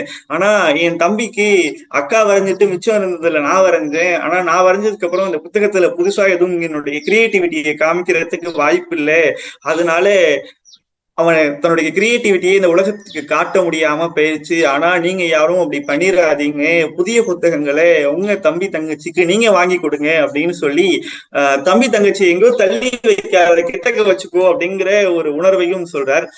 அதுக்கப்புறம் அப்படி தம்பி தங்கச்சி அப்படிங்கிறது ஒரு கல்லூரி படிக்கிற காலங்கள்ல ரொம்ப சண்டை போடுறதா இருக்கும். நான் எது சொன்னாலும் இல்ல முடியாது, நீ செய்யறியா மாட்டேன் அப்படின்னு இருக்கிறப்ப கொஞ்ச காலங்கள் கடந்த பிறகு ஒரு பக்குவம் வந்த பிறகு தம்பி தங்கச்சிக்குள்ளாக ஒரு இணக்கம், அந்த தம்பிக்கும் அண்ணனுக்குமான ஒரு நட்பு அப்படிங்கிறது அது சொல்ல முடியாத ஒரு அலாவதியான ஒரு வார்த்தையில இருக்கக்கூடிய ஒரு உணர்வு. அப்படி இருக்கிறப்ப இந்த இடத்துல பதிவு பண்றாரு. அப்படி இல்லாம எனக்கும் என் தம்பிக்கும் நல்ல ஒரு உணர்வு வந்தது, எங்களுக்குள்ளாக ஒரு பாசம் இருந்தது, அப்படி பாசம் வந்தப்ப எனக்கு காதல் மலர்ந்தது அப்படின்னு நாமுத்துக்குமாரோட தம்பி இந்த இடத்துல சொல்றார். அவர் தம்பி ஒரு பொண்ணை காதலிக்கிறப்ப இந்த செய்தியை யார்கிட்ட சொல்லி வீட்டுல சொல்றது அப்படிங்கிற ஒரு மிகப்பெரிய பயம் அவருக்குள்ள இருக்கிறப்ப அவரோட அண்ணனா இருக்கிற நாமுத்துக்குமார்ட்ட அவர் தம்பி வந்து சொல்றாரு. சொன்ன உடனே அந்த காதலை எப்படி முதல்ல ஒழுங்கு செய்வது சீர் செய்வது அப்படிங்கிற பணியில நாமுத்துக்குமார் வந்து இறங்கி அவர் தம்பியோட காதலை வந்து சீர் செய்வதற்காண்டி அவர் போய் அந்த காதலை முறைப்படுத்திட்டு அதோட இல்ல நாமுத்துக்குமார் அத வீட்டுல சொன்னப்ப நான் அண்ணன் அப்படிங்கிற ஒரு ஸ்தானத்தை தாண்டி நான் அப்பா அப்படிங்கிற ஒரு ஸ்தானத்துக்கு நான் முன்னேறிட்டேன் அப்படிங்கிறது என் தம்பியான காதலை நான் வீட்டுல சொன்னப்ப எனக்கு வந்தது அப்படின்னு சொல்றார். இதுக்கப்புறம் அவர் தம்பி கூட காதல் வீட்டுல சொல்லி பெற்றோர்கள் வைத்து கல்யாணம் செஞ்சு வைக்கிறப்ப தம்பி வந்து அண்ணன் நாமுத்துக்குமார்கிட்ட போய் காலில் விழுந்து ஆசீர்வாதம் வாங்குறப்ப படபடத்து போறாரு நாமுத்துக்குமார். இல்லப்பா அப்படின்னு சொல்லிட்டு அவர் காலில் விழுந்து ஏந்திரிக்கிறப்ப தம்பியோட தோல்ல வந்து அவர் தொட்டு ஏந்திரிப்பா நல்லா இரு அப்படின்னு சொல்றப்ப பதிவு பண்றாரு, என் தம்பியின் தோள்களை பல ஆண்டுகளுக்கு பிறகாக இந்த தொடுகிற வாய்ப்பு எனக்கு கிடைத்தது அப்படின்னு சொல்றாரு. நம்மோட கூட பிறந்த தம்பி அப்படிங்கிறவரே எத்தனையோ பல ஆண்டுகளுக்கு அப்புறம் தொடுற அப்படிங்கிற ஒரு உணர்வு, அப்ப எந்த அளவுக்கு நம்ம உறவுகளை விட்டு பிரிஞ்சு இருக்கோம் அப்படிங்கிற ஒரு வழியே ஒரு உணர்வை இந்த இடத்துல வந்து நாமுத்துக்குமார் வந்து ரொம்ப வெளிப்படையா சரி நம்ம வாழ்க்கை எந்த அளவுக்கு நமக்கு இணக்கமானவர்களோட நம்மோடு பிறந்திருப்பவர்களோட கடத்தல அப்படிங்கிற ஒரு உணர்வை ரொம்ப நாமுத்துக்குமார் இந்த இடத்துல நமக்கு காட்டும்படியாக இந்த இடத்துல இருந்தது. அதுக்கப்புறம் பாட்டி தாத்தா அப்படிங்கிற ஒரு தலைப்பு இதை படிச்சுப்ப ரொம்ப நிறைய இடத்துல நகைப்பா இருக்கும் அப்படின்னாலும் எனக்கு ரொம்ப இது நாமுத்துக்குமார் அவர் பாட்டியே ஆயா ஆயா அப்படின்னு தான் கூப்பிடுவாராம். ஆனா நகரத்துல இருக்க பசங்க எல்லாம் பாட்டி பாட்டி அப்படின்னு கூப்பிடுறப்ப நான் அது மாதிரி பாட்டி கூப்பிடணும் அப்படின்னு சொல்லி எங்க ஆயாவை நான் பாட்டி அப்படின்னு கூப்பிட்டு ஆசைப்பட்டேன். அப்படி ஆசைப்பட்டப்ப எங்க பாட்டி வந்து ஏதோ கவுன் போட்ட பொண்ணாட்டம் இருந்தா அது நல்லா இல்லை, ஆயான்னு சொல்றப்பதான் எங்க ஆயா ஏழையா இருந்தாலும் அவர் தனித்த அழகா இருந்தா அப்படிங்கிறப்ப இந்த மண்மனத்தை கமலாம அதுல எந்த வித மாற்றமும் இல்லாம அவர் எந்த அளவுக்கு இந்த நூலை ரசிச்சு எழுதியிருக்கிறார் அப்படிங்கிறது நமக்கு ஒரு உணர்வு தரும்படியாக இந்த நூல் அப்படிங்கிறது நமக்குள்ளாக கடத்தப்பட்டது. இதுக்கப்புறம் நிறைய இடங்கள்ல அவர் மனைவியை பத்தி எழுதியிருக்கிறார். மனைவியை பத்தி எழுதணும் அந்த சாப்டர் நான் கடைசியில இருக்கக்கூடிய ஒரு 2 சாப்டர்ல மனைவி ஒண்ணு மனைவி சாப்டர் எடுக்கிறப்ப நான் ரசிச்சது நாமுத்துக்குமாருடைய கவிதைகளை இன்றைக்கும் நம்ம எல்லாம் எந்த அளவுக்கு அவருடைய காதல் கவிதைகளை நாம பயன்படுத்துறோம் அப்படிங்கிறப்ப அது எந்த அளவுக்கு அவர் ரசிச்சு இருப்பார் அப்படிங்கிறது ரொம்ப நான் எதிர்பார்த்தேன். பரவாயில்லையே, நம்மளே அவர் கவிதையை எடுத்து நம்ம பயன்படுத்தி நம்ம அதுல இருந்து ரசிக்கிறப்ப, அவர் மனைவியை பத்தி சொல்ல வரப்ப அப்படி இப்படின்னு பெருசா இருக்கும் அப்படின்னு சொன்னப்ப, நூலாசிரியர்கள் அப்படிங்கிறவரு ஒரு எழுத்தாளர் அப்படிங்கிறத தாண்டி ஒரு கலைஞர் அப்படிங்கிறவன் வெளியில இருப்பறப்ப எவ்வளவு மகிழ்ச்சியாக இருந்தாலும் அவன் எவ்வளவுக்கு இடர்பாடுகளோட இருக்கிறான் அப்படிங்கிறது இந்த நூல்ல தெரிந்தது. ஒரு புது கவிதை, நூலாசிரியரோட பேர் மறந்துருச்சு. என் தலை மீது இருக்கக்கூடிய கிரீடம் என் தலை மீது இருப்பதை கிரீடம் என்று நம்புகிறார்கள், ஆனால் நான் தலையில் முல்லை சுமந்து கொண்டு இருக்கிறேன் என்பது வெளியிலே தெரிவதில்லை, தேவகுமாரனே அவர்களை மன்னித்து விடு அப்படிங்கிறத ஒரு புது கவிதையில படிச்சேன். இந்த கவிதையை படிக்கிறப்ப எனக்கு ரொம்ப ஒரு உணர்வா இருந்துச்சு. இந்த இடத்துல அவர் அவர் மனைவியை பத்தி ரொம்ப வர்ணிச்சு சொல்றாரு. மனைவி உன்ன மாதிரி ஒரு அதிர்ஷ்டசாலியும் இல்லை, உன்ன மாதிரி ஏமாந்தவளும் இந்த உலகத்துல இல்லை, ஒரு பாக்கியசாலியும் கிடையாது, உன்ன மாதிரி ஏமாந்தவளும் இந்த உலகத்துல கிடையாது. என்ன கல்யாணம் பண்ணிருக்கே அப்படிங்கிறது ஒரு வகையில உனக்கு மகிழ்ச்சி அப்படின்னாலும், எல்லாரும் தருகிற இன்பத்தையோ இல்ல பிற வாழ்க்கையோ என்னால தர முடியலையே அப்படிங்கிற ஒரு வருத்தம் எனக்குள்ள இருக்குன்னாலும் அது என்னவளுக்கு என் உணர்வுகள் தெரியும் அப்படின்னு சொல்லி அவர் மனைவிக்கும் அவருக்குமான ஒரு இணக்கத்தை அவர் கொண்டு வந்துடுறார். நம்ம ரெண்டு பேரும் காதலிச்சப்ப பல மணி நேரங்கள் பேசிக்கிட்டோம், என்ன பேசணும் அப்படிங்கிறத தாண்டி எதோ பேசிக்கிட்டோம். ஆனா நமக்கு கல்யாணம் ஆயிடுச்சு. கல்யாணம் ஆன பிறகு இப்ப அதிகபட்சம் போனா ஒரு 20 to 22 நொடிகள் மட்டும்தான் பேசுறோம்.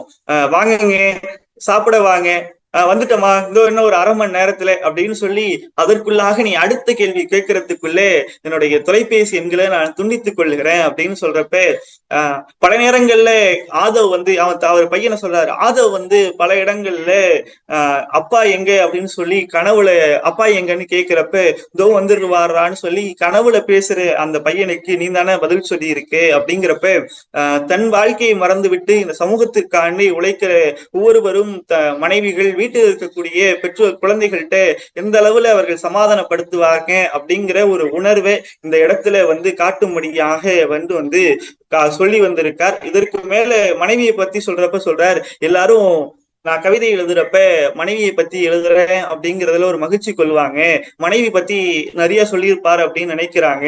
ஆனா மனைவி பத்தியோ காதல் பத்தியோ அல்லது ஒரு காதலி பத்தியோ கவிதை எழுதுற நாங்க அதை கவிதையாக மட்டும்தான் எழுதுறோம், இதை படிக்கிறவங்க தான் அனுபவிக்கிறாங்க அப்படின்னு சொல்லி இந்த இடத்துல முத்துக்குமார் சொல்லி மனைவி அப்படிங்கிறதுல நிறைய அவர் இதுக்கு மேல கொண்டு போயிருப்பார். அதையெல்லாம் நான் தவிர்த்து விட்டு நீங்கள் இந்த புத்தகத்தை அப்படி படிக்கணும் அப்படிங்கிற ஒரு ஆர்வத்தை மட்டும் இதுல கொண்டு வந்துடலாம் அப்படிங்கிற ஒரு உணர்வோடு கடத்தணும் அப்படின்னு ஆசைப்படுறேன். முத்துக்குமாருக்கு ஒரே ஒரு மகன் ஆதவன் நாகராஜன் அப்படின்னு சொல்லி, நாகராஜன் அப்படிங்கிறது முத்துக்குமாருடைய அப்பாவினுடைய பெயர். அதை ரெண்டுத்தையும் இணைத்து ஆதவன் நாகராஜன் அப்படின்னு ஒரு பேரை வச்சு கொண்டு வந்திருக்கிறார். இந்த நான் சொல்லுவேன், தமிழ்நாட்டுல எத்தனை அப்பாக்கள் இருக்கிறவங்க எல்லாருக்கும் அவங்க அப்பாவினுடைய உயர்வு அப்படின்னு சொன்னாலும் முத்துக்குமார் அவர் அப்பா மகனை கொண்டாடின மாதிரி இந்த உலகத்துல இல்லை. இதை தாண்டி வேற எதுவும் ஒரு கிரகம் அப்படின்னு ஒண்ணு இருக்கும்னா கூட அவர்களோட அப்பா அப்படி கொண்டாடி இருப்பாங்களா அப்படின்னு தெரியல. அப்படி முத்துக்குமார் அவ்வளவு இணக்கமா கொண்டாடி இருக்கிறார். இதுல சொல்லியிருக்கார், ஏன் அப்பா பெருசு, உன் அப்பா பெருசு, ஏன் தம்பி பெருசு, ஏன் தங்கச்சி பெருசு அப்படிங்கிறது இல்ல, அப்பானா எல்லாம் அப்பா தான் அப்படின்னு சொல்லி இந்த இடத்துல கொண்டு போயிட்டு ஒண்ணு சொல்றாரு. என்னோட அப்பா அப்படிங்கிறவர் நான் பிறந்தப்ப நாட்குறிப்பு எழுதுற டைரி எழுதுற பழக்கம் எங்க அப்பாவுக்கு இருந்துச்சு. நான் பிறந்த ஜூலை 12 எங்க அப்பா டைரியில எழுதினார், இன்று 2வது அறிவாளி பிறந்தான் அப்படின்னு. இது எங்க நெல்லைக்கண்ணன் ஐயா எனக்கு இந்த இடத்துல ஒரு உதாரணமா சொல்லணும்னு நினைக்கிறேன். ஐயா கிட்ட பேசுறப்பெல்லாம் ஐயா சொல்லுவாங்க, எல்லாத்தையும் பெருசு பெருசா அவரோட இருக்கிறவெல்லாம் சொல்லுவாங்க, எங்க வீட்டுக்கு வராதிங்க அப்படின்னு சொல்லுவாங்க, எங்க பங்களாவுக்கு பாருங்க, எங்க அரண்மனைக்கு பாருங்க அப்படின்னு சொல்றப்ப அது ஒரு நாம இருக்கிறது சின்ன வாழ்க்கை அப்படின்னாலும் அதை பிரம்மாண்டப்படுத்தி நம்மிடம் இருக்கக்கூடியதை நம்ம ஒரு மகிழ்ச்சி நிலைக்கு எடுத்து போகணும் அப்படிங்கிறத இந்த இடத்துல இவர் காட்டி இருக்கிறார். அதோட இல்லை, முத்துக்குமார் பிறந்தப்ப 2வது அறிவாளி அப்படின்னு சொன்னப்ப ஆதவன் பிறந்து அதுக்கப்புறம் இந்த அணிலாடு முன்சில எழுதி கொண்டு இருக்கிறப்ப முத்துக்குமார் எழுதுறார், என்னுடைய 3வது அறிவாளி என்னை விளையாடம் சொல்லும்படி பேனாவிலிருந்து கையை அகற்றுகிறான் அப்படிங்கிறப்ப அந்த ஒரு பரம்பரையா அந்த ஒரு தோற்றம் அப்படிங்கிறது ஒரு வளர்ச்சி நிலை வருது அப்படிங்கிறத கொண்டு வந்திருக்கிறார். இதற்கு மேலே முத்துக்குமார் எப்படிதான் இவ்வளவு எழுதியிருந்தாலும், இந்த சமுதாயத்துக்குன்னு எழுதியிருந்தாலும் அவர் உணர்வுல ரொம்ப தள்ளி இருந்தார். குடும்பத்தை விட்டு ரொம்ப தள்ளி இருந்தார். அவர் இருக்கக்கூடாது அப்படிங்கிற சூழல் இல்லை. ஆனா அவரால் இருக்க முடியாத காலச்சூழல் அவருக்கு. அப்படி பெற்றோர்கள் குடும்பங்கள்லாம் தள்ளி இருக்கணும் அப்படிங்கிறது இல்லை. அதை தாண்டி இந்த சமுதாயத்துக்காண்டி ஏதோ ஒண்ணு செய்யணும் அப்படிங்கிறதுக்காண்டி தன் வாழ்நாள்ல கடைசி வரைக்கும் போனவரு தான் பெரிய பையன், அதாவது நாமுத்துக்குமாருக்கு பங்காளி. இந்த பங்காளி அப்படிங்கிற தலைப்புல எழுதுறாரு. அதுல ஒரு நாள் தொலைபேசி அழைப்பு நாமுத்துக்குமாருக்கு வருது. இது மாதிரி நம்மளோட சொந்தக்காரவங்க ஒருத்தவங்க தவறிட்டாங்க அப்படின்னு அவர் ரொம்ப சொல்றாரு. தவறிட்டாங்க அப்படின்னு சொல்லிட்டு போன எப்போதும் வைக்கிற ஒரு சொந்தக்காரரு, நீனா பெரிய பாடலாசிரியர் ஆயிட்ட. சொந்தக்காரர் இந்த தகவல் சொல்வதற்காண்டி அழைச்சவர் சொல்றார், நீ பெரிய பாடலாசிரியர் ஆயிட்ட, அண்ணன் நாகராஜ் அண்ணன் இருந்திருந்தா அந்த காரியம் அவங்க இறந்ததுல இருந்து காரியம் முடிகிற வரைக்கும் எங்க கூட இருந்திருக்கும். நீ பெரிய ஆள் ஆயிட்ட, நீ எல்லாம் இப்ப வரமாட்ட அப்படின்னு இவர் எங்கேயோ ஒரு நகரப்பகுதியில இருந்து கொண்டு பாடல் எழுதி கொண்டிருந்தவர் விமானம் பிடிச்சி இந்த ஊருக்காண்டி வரணும்னு இவர் மனைவி கிட்ட இவர் சொல்றார். சொன்ன உடனே அவங்க புன்சிரிப்பை சிரிச்சுக்கிட்டு, சொந்தக்காரவங்க எல்லாம் நமக்கு இருக்காங்க அப்படின்னு சொல்லி அவங்க ஒரு நக்கலா கேட்க, இல்ல இது மாதிரி பெரிய அண்ணன் பையன் அப்படின்னு அவருக்கே அவங்க யாரு என்ன அப்படிங்கிற உணர்வுலாம் சொல்ல தெரியல. பெரியப்பாவோட தம்பியோட பையனா அப்படின்னு என்னது அப்படிங்கிற மாதிரி அந்த ஒரு கலந்துரையாடல் அவங்களுக்குள்ள ரொம்ப நகைப்பா போகும். அப்படி போறப்ப சொல்றாங்க, இது மாதிரி இறந்துட்டாங்களா, அந்த காரியத்துக்கு நான் போகணுமா அப்படின்னு சொன்ன உடனே அவங்க கேக்குறாங்க, காரியத்துக்கு போகணும் அப்படின்னா பங்காளினா அவங்களுக்கு நீங்க ஷேவ் பண்ணணுமே, நீங்க ஷேவ் பண்ணுவீங்களா அப்படின்னு சொல்லி நாமத்துக்குமாரோட மனைவி கேக்குறாங்க. அவரு டக்குன்னு ஒரு திகைப்பு ஆகுறாரு. ஏன்னா அவரோட கல்யாணத்துக்கு கூட தாடியை ஷேவ் பண்ண மாட்டேன் அப்படின்னு சொன்னவரு தான் மனைவி கல்யாணத்துக்காண்டி போய் மனைவி இப்படி சொல்லிட்டாங்களே, அதுவும் பங்காளியோட போய் அப்படி இழுக்குது, நமக்கு யாருன்னே இவங்களை பார்த்தது கூட இல்லையே அப்படின்னு சொல்லி இவங்க நேரம் வச்சு பங்காளிக்கு என்ன பண்ணணும் அப்படின்னு சொல்லிட்டு நாமத்துக்குமார் விமானம் ஏறி போறப்ப அப்ப யோசிக்கிறா, எப்படி நமக்கு பங்காளியா இருக்கும், எந்த சொந்தக்காரங்களா இருப்பாங்க. எப்பனா இறந்து ஒரு 16 நாள் கழிச்சு இந்த காரியம் செய்வதற்காண்டி போறப்ப அவங்க யாரு நமக்கு எப்படி சொந்தக்காரவங்களா இருக்க முடியும் அப்படிங்கிற ஊருக்கு போய் இறங்குறாரு. இறங்குற உடனே என்ன ஆகுது, அங்க இருக்கவங்க எல்லாம் இவர் வரத பார்த்து ஆச்சரியப்பட்டு ஷேவ் பண்ணிட்டு அவர் மனைவியை திரும்பி போன் பண்ணிட்டு வீடியோ கால்ல காட்டுறாரு. மனைவியும் மகனும் பார்த்துட்டு, இது வேற யாரோ இருக்காங்க, நீங்க எங்க அப்பாட்ட போன கொடுங்க அப்படின்னு சொல்லி அவர்களுக்குள்ள நடந்த ஒரு கலந்துரை நூலாசிரியர் சொல்லி, அந்த அளவுக்கு முக்கியமானது பங்காளி அப்படிங்கிற உறவு, அவர்களோட ரொம்ப நம்ம இணக்கமா இருக்கணும் அப்படிங்கிற ஒரு செய்தியை சொல்லிட்டு அடுத்து அண்ணி அப்படிங்கிற ஒரு தலைப்புக்குள்ள போறார். அண்ணி அப்படிங்கிறவங்க எனக்கு என்ன பொறுத்த அளவுல எனக்கு 2வது தாய் அப்படின்னு சொல்லிட்டு, என் தங்கை என் அண்ணி வந்த போது என்னை அறியாத நான் ரொம்ப கட்டுப்பாட்டுக்குள்ள போனேன். இப்போதும் ரொம்ப இயல்பா இருக்கிறேனா, எங்க அண்ணன்ட்ட வாடா போடான்னு பேசுறேனா, வாங்கண்ணே போங்கண்ணே அப்படின்னு பேச ஆரம்பிச்சேன். பேர் சொல்லி அவனை அழைக்கிறத அப்பயே நிப்பாட்டிட்டேன், அன்னைக்கு வருகைக்கு அப்புறம் அப்படின்னு சொல்லிட்டு இதுக்கப்புறம் தான் என்ன மாதிரி ஆட்களுக்காக ஒரு செய்தியை சொல்றார். அண்ணியோட தங்கை அவங்க வீட்டுக்கு வந்தாங்க. வீட்டுக்கு வந்தப்ப என் கண்கள் அண்ணியை பார்க்க கூடாதுன்னு சொல்லி அவங்கள பார்க்க ஆரம்பிச்சது. பார்க்கப்ப அண்ணி பாத்துடக்கூடாது அப்படிங்கிற பார்வையோட அந்த பொண்ணை நான் பார்த்தேன். பார்த்துக்கிட்டே இருக்கிறப்ப இந்த கண்கள் அண்ணி கண்கள் பார்த்து விட்டுதே அப்படின்னு எனக்குள்ள ஒரு பயம் வந்துச்சு அப்படின்னு சொல்லிட்டு, அண்ணியோட தங்கை ஒரு 2-3 நாள் எங்க வீட்டுல இருந்தாங்க. ஒரு 2-3 நாள் கழித்து அவங்க திரும்பி ஊருக்கு போன உடனே எங்க அண்ணி என் கிட்ட வந்தாங்க. தம்பி, என் தங்கச்சி நல்லா படிப்பா அப்படின்னு சொல்லி இழுத்தாங்க. எனக்குள்ள ஒரு பயம் வந்துருச்சு. இல்ல நீ அப்படின்னு நான் சொல்றப்ப, இல்லப்பா அவ 12th படிக்கிறா, நீனும் படிச்சு முடிச்சுட்டு அவ நல்ல மதிப்பெண் எடுப்பா, அதுக்கப்புறம் இவரை நாங்க டாக்டருக்கு சேர்க்கலான்னு இருக்கோம், நீனும் நல்லா படிச்சீனா உன்னை டாக்டர் ஆக்கிருவேன், நீ டாக்டர் ஆயிட்டீனா நானே வீட்டுல பேசி என் தங்கச்சிக்கு உன்னை கல்யாணம் பண்ணி இந்த வீட்லயே அவளையும் அழைச்சிட்டு வச்சுக்கிறேன் அப்படின்னு அண்ணி சொன்னப்ப நாமத்துக்குமார் அடுத்த நாள் வகுப்பறைக்கு போனாரா. அது வரைக்கும் மேக்ஸ் அவர்ல அல்ஜிப்ரா புரியாத கணக்குகள்லாம் புதிய புதிய விடைகளாக அவருக்கு விடைகள் கிடைத்தது அப்படின்னு சொல்லி, என் வயசுல இருக்கவங்களுக்கும் ஒரு உணர்வை கடத்தணும் அப்படிங்கிறதோட இந்த நூலை எழுதியிருக்கிறார் அப்படிங்கிறத கொண்டு போய், இதோட இந்த நூலை கொண்டு போகாம அடுத்து முறப்பொண்ணு அப்படிங்கிற ஒரு தலைப்புக்குள்ள போறார். முறப்பொண்ணுன்னு போறப்ப இதுக்கு நடுவருக்கு வைக்கிறார். நடுவர் தலையில அவர் மதிப்பெண்ல மை இருக்குமோ தலையில, ஆனா அவர் தலையில மயிர் இருக்கா அப்படிங்கிறது தெரியலங்கிறார். நீங்க தப்பா நினைச்சுக்காதீங்க, மயிறு அப்படிங்கிறது தூய தமிழ் சொல். நடுவர் அப்படிங்கிறவங்க பெரும்பாலும் தலையில மயிர் இருக்காது அப்படிங்கிறத சொல்றார். இது அறிவரன் ஐயா குறிச்சுப்பாங்க அப்படின்னு நான் நினைக்கிறேன். ஏன்னா எங்க பட்டிமன்ற டீம்ல அவர் தான் நடுவர்.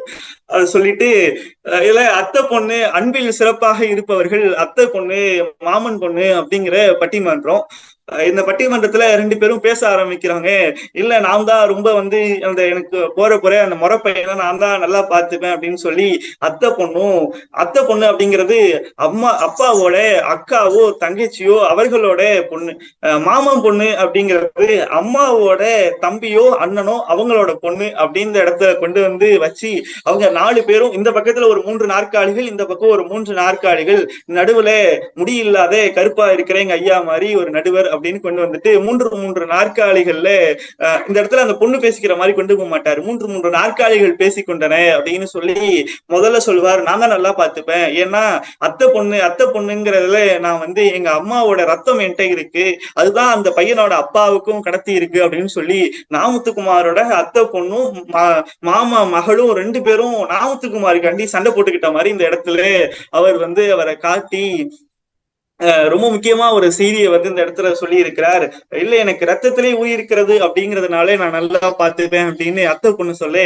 மாமா பொண்ணு அதெல்லாம் இல்ல நான் வந்து இந்த வீட்டுல ஏற்கனவே எங்க அத்தை வந்து இந்த வீட்டுல நல்லா பாத்துக்கிட்டதுனால உங்க அம்மாவை பாத்துக்கிட்டதுனால அதனால எனக்கும் அந்த உணர்வுகள் வந்து வந்துடும் அப்படின்னு சொல்லிட்டு அடுத்ததுல அத்தை பொண்ணு சொல்றா. அத்தை பொண்ணுக்கு மறுப்பா மாமன் பொண்ணு சொல்றா, அத்தை பொண்ணு அப்படிங்கிறது ரத்த சொந்தத்திலே இருந்து கல்யாணம் பண்ணிக்கிட்டோம்னா குழந்தை நல்லா பிறக்காது அப்படின்னு சொல்லி அறிவியல் சொல்றாங்க அப்படின்னு சொல்லி இந்த இடத்துல நாமத்துக்குமார் பதிவு பண்ணியிருக்காரு. டாக்டர் சார் அதுக்கு மறுப்பு சொல்லுவாங்க அப்படிங்கிற ஒரு நம்பிக்கையோட அடுத்ததுக்குள்ள நகர்றேன். இந்த இடத்துல அவர் என்ன சொல்லியிருக்காரு, என்ன போனா அதுக்கு அத்தை பொண்ணு சொல்றாங்களாம், அச்சோ எனக்காண்டி எங்க மாமாவுக்கு பிறக்கிற குழந்தைக்கு ஏதாச்சும் உடல்ல ஒரு பாதிப்பு வரும் அப்படின்னு சொன்னா நான் எங்க மாமாவை கல்யாணம் பண்ணிக்கல, என் முறப்பையனை நான் கல்யாணம் பண்ணிக்கல அப்படிங்கிறப்ப அப்படியே இந்த கூட்டத்தில் இந்த கைத்தட்டல்கள் எல்லாம் இருந்த பார்வையாளர்கள்லாம் கைத்தட்டல் ரொம்ப அதிகரிக்குது. கைத்தட்டிக்கிட்டு இருக்கப்ப மாமா மகள் சொல்றா, என்ன ஆனாலும் எனக்கு எங்க மாமா தான் அப்படின்னு சொல்லி அவர்கள் முறையை கிடத்தி கொண்டே போயிருக்கு. நிறைவா நடுவர் தீர்ப்புக்கு வரப்ப எல்லா நடுவர்கள் மாறி என்ன சொல்றது அப்படின்னு தெரியாம ஒரு குழப்பத்தோட இந்த இடத்துல இவர் இருக்கிறப்ப என்ன நடுவர் சொல்றாருன்னா, அன்பில் சிறந்து இருப்பது அத்தை பெண்களா மாமன் பெண்களா அப்படிங்கிற இந்த பட்டிமன்றத்தோட தீர்ப்பு என்பது முறைப்பையனை பொறுத்தது அப்படின்னு சொல்லி நடுவர் ஒரு தீர்ப்பை வழங்கி இது பார்வையாளர்களுக்கு பொருத்தானவை அப்படின்னு சொல்லி முறை பொண்ணு முறைப்பையன் அப்படிங்கிற ஒரு உறவை கொண்டு வந்து கடைசியா அம்மாவை பத்தி ஒரு செய்தியை சொல்லி நாமுத்துக்குமார் உள்ளபடியே என்ன ரொம்ப அவர் முதல்ல சின்ன வயசுல அவங்க அம்மாவை இழந்து இருந்த அவரு எப்படி இதை உணர்ந்திருப்பார் அப்படிங்கிறது நமக்கு அறிய முடிந்தது. கடைசியா சொல்றார், அம்மாவுக்கு ஒரு நாள் மழைக்காலம் சளி பிடித்தது. சளி பிடிச்சிருக்கப்ப அம்மாவுக்கான சில இலைகளை போய் ஆற்றின் பக்கத்துல போய் என்னை எடுத்து வர சொன்னாங்க. எடுத்து வரதுக்காண்டி போனேன். அங்க சில தவக்கலைகள் இருந்தது. தவளையின் மீது நான் கல்களை எடுத்து ஒட்டெறிஞ்சேன். கல்களை ஒட்டையிடுறப்ப என்ன ஆச்சுன்னா அத பக்கத்துல இருந்த என் தம்பி சொன்னா, தவக்கலையை அடிச்சுனா அவங்க அம்மாவுக்கு தலைவலிக்கும் அப்படின்னு சொல்லி நான் தவக்கலையை அடிக்கிறத நிப்பாட்டின பிறகு எங்க அம்மாவுக்கு எதுவும் ஆயிடக்கூடாதுன்னு இருந்த அவருக்கு சின்ன வயசுலயே அவங்க அம்மாவினுடைய மறைந்த அந்த சோகம் எப்படி இருக்கும் அப்படிங்கறத நாமத்துக்குமார் இந்த இடத்துல காட்டியிருந்தார். இதுக்கப்புறம் இன்னொன்னு சொல்லியிருந்தார், நான் நண்பர்களோட விளையாட போயிருந்தேன். விளையாட போன இடத்துல எனக்கு மரத்துல பழங்கள் இருந்தது. அதை எடுத்து நான் 2-3 பசியில சாப்பிட்டுட்டேன். இதை சாப்பிட்ட உடனே என்னுடைய நண்பர்கள்லாம் சொன்னாங்க, ஐயோ ஆலம்பழத்தை போய் நீ சாப்பிட்டுட்டியே, ஆலம்பழத்தை சாப்பிட்டா பைத்தியம் பிடிக்கும் அப்படின்னப்ப ஒருவேளை இந்த வாழ்க்கை இதோட முடிஞ்சிருமோ அப்படின்னு பயத்தோட ஆலம்பழத்தை தின்னுட்டு எங்க அம்மாவோட மடியில போய் பாதுகாப்பா படுத்த அந்த நாட்கள் எனக்கு இன்னைய வரைக்கும் கிடைக்கல அப்படிங்கிற ஒரு மிக கனமான ஒரு சூழலை ஏற்படுத்தி நிறைவா ஒரு இடத்துல கொண்டு போய் நாமத்துக்குமார் சொல்லி இருக்கிறார். நான் இந்த வயதில் எனக்கு நிலாசோறு சாப்பிட வேண்டும் என்ற ஆசை இருக்கிறது. ஒவ்வொரு மாதமும் அமாவாசை போய் பௌர்ணமி வருகிற போது நிலாவை பார்க்கிற போதெல்லாம் நிலா இருக்கிறது. நான் பாடலாசிரியராக இருந்து பொருள் ஈட்டுவதால் என் வீட்டில் நல்ல முறையிலே சோறு இருக்கிறது. ஆனால் இன்று அந்த கைகள் இல்லை அப்படின்னு சொல்றப்ப எந்த அளவுக்கு அவர் உணர்ந்திருந்தார் அப்படின்னு சொன்னா, அந்த உறவுகளினுடைய வெளிப்பாடா முத்துக்குமார் எந்த அளவுக்கு இந்த சமுதாயத்திற்காண்டி ஒரு கருத்தியலை இதற்குள்ள நம்ம கொண்டு வந்திருக்கிறார் அப்படிங்கிறப்ப, ஓடிக்கொண்டிருக்கிற மனித வாழ்வு ஏதோ ஒரு தேவைக்காண்டி எதுக்காண்டி ஓடுறோம் அப்படிங்கறத தெரியாம எழுதி கொண்டே இருக்கிற நம்முடைய வாழ்க்கையில ஒவ்வொரு இடத்துல முத்துக்குமார் எந்த அளவு சிந்தித்திருந்தார் அப்படின்னு சொன்னா, நான் என் தொடக்கத்துல சொன்னேன், ஒரு சிறிய புத்தகம் தான், 144 பக்கங்கள். ஏனவோ தெரியவில்லை, இந்த புத்தகத்தை பிடித்தால் 140 போல வீட்டிற்குள்ளே தடைபட்டு இருக்கக்கூடிய ஒரு வாழ்க்கை சூழலை நிச்சயமா இந்த வாழ்க்கை ஏற்படுத்தும் அப்படிங்கிற ஒரு மிகப்பெரிய நம்பிக்கை எனக்கு உண்டு. இந்த நூல் அப்படிங்கிறத நான் இப்ப பேசி முடிச்சுட்டேன். எப்போதும் குறிப்பு எடுக்கிறவங்க இன்னைக்கு குறிப்பு எடுக்கல அப்படிங்கிறத நான் நேரடியாவே பல முறை பார்த்து இவங்க குறிக்கல அப்படிங்கிறத நான் உணர்ந்தேன். ஏன் உணர்ந்தேன் அப்படின்னு சொன்னா, இது ஏதோ குறிப்பு எடுத்து நமக்குள்ளாக வைக்கிற ஒரு நூல் அல்ல. இது ஏதோ ஒரு வகையிலே மனம் சார்ந்து நம்மை அடுத்த கட்டத்திற்கு நம் வாழ்க்கையோடு நம் உறவுகளோடு இணைக்கிற ஒரு பந்தத்தை இந்த நூல் நிச்சயமா ஏற்படுத்தும். இது ஏதோ படிச்சுட்டு இதுல இருந்து ஒரு 4 செய்தியை கத்துக்கிட்டோம் அப்படிங்கிற ஒரு உணர்வே இந்த அணிலானும் ஒன்றில் உங்களுக்குள்ள ஏற்படுத்தாது. இந்த புத்தகத்தை படித்து முடிக்கிறப்ப நம்ம சொந்தக்காரங்க ஒரு 4-5 பேருக்கு நம்ம போன் பண்ணியும் வாட்ஸ்அப்ல மெசேஜ் பண்ணா என்ன அப்படிங்கிற ஒரு உணர்வே நிச்சயம் இந்த நூல் நமக்கு ஏற்படுத்தும் அப்படிங்கிற ஒரு செய்தியோடு இந்த நூலுக்கு நான் இப்ப பேசி முடிச்சேன். அப்படிங்கிற இந்த நூலுக்கான வெற்றி என்னன்னு சொன்னா, நான் பேசி முடிச்சதோட இந்த புத்தகத்தை பத்தியான தகவலோ குறிப்போ முடிஞ்சு விடல. இத கேட்ட பிறகு நீங்க உங்க சொந்தக்காரவங்க யாருக்கோ ஒருத்தவங்க ஒரு 4 பேரை அவங்க கான்டாக்ட்லயோ எதிர்த்தாப்புல இருக்கவங்களையோ நீங்க பாப்பீங்க, இல்ல அவங்கள்ட்ட பேசுவீங்க அப்படின்னு சொன்னா, இது உங்களை பெரிய அளவுல உங்களுக்கான உணவுக்குள்ள எடுத்து போகும் அப்படிங்கிறதையும், ரொம்ப குறுகிய விலையில இருக்கிற இந்த புத்தகத்தை நீங்க எல்லாரும் வாங்கணும். இதே முத்துக்குமாரே சொல்லி இருப்பார், என் பொண்டாட்டி தாலியே அடகு வச்சு புத்தகம் போட்டேன், விசிட்டிங் கார்டு மாதிரி ஒவ்வொருத்தவனுக்கு ஓசியில கொடுக்கிற நிலைமை வந்துருச்சு அப்படின்னு சொல்லி முத்துக்குமார் ஒரு இடத்துல கொண்டு ஒரு ஒட்டுமொத்த செய்தியாக தன்னுடைய புத்தகத்துக்கு எழுதியிருப்பார். விகடனுடைய பதிப்புல வந்திருக்கிற இந்த புத்தகத்தை நீங்கள் எல்லோருமாக வாங்கி இன்னைக்கு இருக்கிற முத்துக்குமாரினுடைய குடும்பத்திற்கு நம்மால் ஆன்ற ஒரு பெரும் பேர். ஏன்னா இது அவங்களுக்கு செய்யற உதவி இல்லை. ஏன்னா முத்துக்குமாருடைய சிந்தனைகளை இந்த ஒரு புத்தகத்தை நம்ம காசு கொடுத்து வாங்குறதுனால முத்துக்குமாரினுடைய கருத்தியலே, அவருடைய சித்தாந்தத்தை, அவருடைய உணர்வுகளை இதன் மூலமா வாங்கிவிட முடியாது.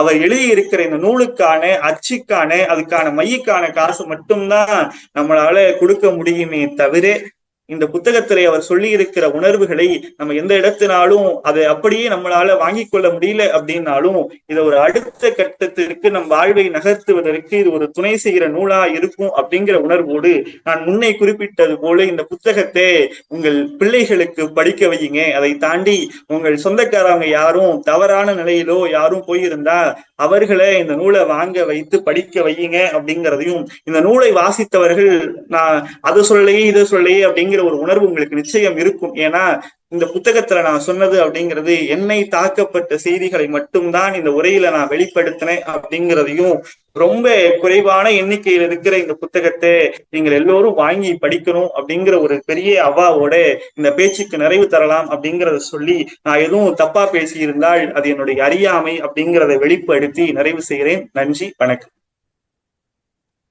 நன்றி நன்றி நன்றி தம்பி. உண்மையாலுமே ஒரு உணர்வுபூர்வமான உறவுகள் குறித்த, உறவுகளை நாம் பேண வேண்டிய விஷயங்கள் குறித்து ரொம்ப அழகா, ரொம்ப சிறப்பா, உண்மையாலுமே எல்லாரையும் கண்கலங்க வைக்கிற, உருக வைக்கிற, நான் எல்லாரையும் பார்த்துட்டே இருந்தேன், உருக வைக்கிற வகையிலான ரொம்ப அழகான உரை தந்த தம்பிக்கு பூர்ணிமா சிரிக்கிறாங்க. அப்ப அப்படி உண்மையாலுமே அந்த அந்த ஒரு ஃபீல் தந்தீங்க. இந்த புத்தகத்தை உடனே வாங்கணும்னு சொல்ல வந்தீங்க. அதை தாண்டி உறவுகளை பேணணும், உறவுகளை வளர்க்கணும் அப்படிங்கிற விஷயத்த சொன்னீங்க. இப்பதான் அறிவுமதியாவை பார்த்துட்டு அவங்கள்ட்ட காமிச்சேன், இந்த மாதிரி உரை நடக்குதுன்னு. ரொம்ப சந்தோஷம், ரொம்ப மகிழ்ச்சின்னு வாழ்த்துனாங்க. நண்பர்களே, ஒரு அழகான உரை தந்து உறவுகளை புரிய வைத்த முத்துக்குமாருக்கு நன்றி சொல்றோமோ இல்லையோ, நம்ம தினேஷ் தம்பிக்கு நன்றியும் வாழ்த்தையும் சொல்லி இந்த சிறப்பான நிகழ்விற்காக நம்மளுக்கு இவ்வளவு விஷயங்களை தந்த தம்பி தினேஷ் உள்ளிட்ட அத்துணை பேருக்கும் மனமார்ந்த நன்றி சொல்லி, ஒரு முருகவேல் சார், நீங்கள் இந்த போட்டோ எடுத்துட்டு தொடருவீங்க நம்புறோம். இப்ப போட்டோ எடுக்கிற வரலையும் நான் இருக்கலாம். நீங்க பேசிக்கிட்டே போட்டோ எடுக்கலாம் தம்பி பத்தின ஃபீட்பேக்கோட. சுதர்சன் சார் வணக்கம். ரொம்ப அழகா பேக்ரவுண்டு பேக்ரவுண்ட் அப்படியே இருக்கட்டும் சார். ஆஹா, இங்க இருக்கேன், கெஸ்ட் கூட இருக்கேன்.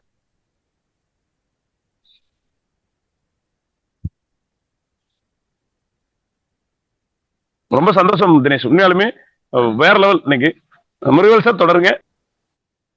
Thank you sir. தினேஷ் சார், தம்பி அருமையா ரொம்ப